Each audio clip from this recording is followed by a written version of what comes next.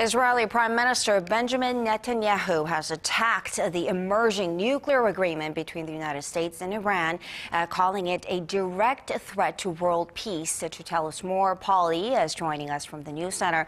Paul, Netanyahu made these remarks during his controversial address to U.S. lawmakers. What else did he have to say? Well, Netanyahu argued the proposed deal will not only help Iran develop nuclear weapons, but will also spark a nuclear arms race in the Middle East. And with those comments, House Democrats accused him of engaging in political theater, as well as jeopardizing the fragile negotiations being held in Geneva to curb Tehran's nuclear ambitions. Meanwhile, U.S. President Obama completely dismissed the Prime Minister's warnings and said Netanyahu offered no other viable alternative. Arirang's Park Ji-won has more.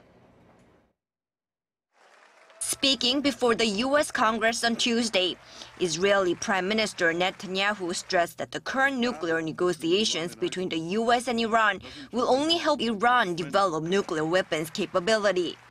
This deal has two major concessions. One, leaving Iran with a vast nuclear program.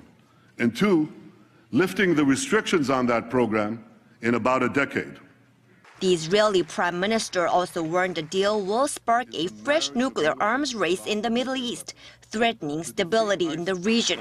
The speech received loud applause from Republican lawmakers, but Obama's fellow Democratic lawmakers expressed their discontent with the speech, and dozens boycotted the speech.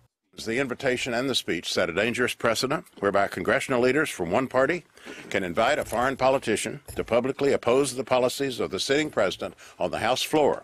President Obama defended the position of his administration, saying the Israeli Prime Minister didn't offer any viable alternatives.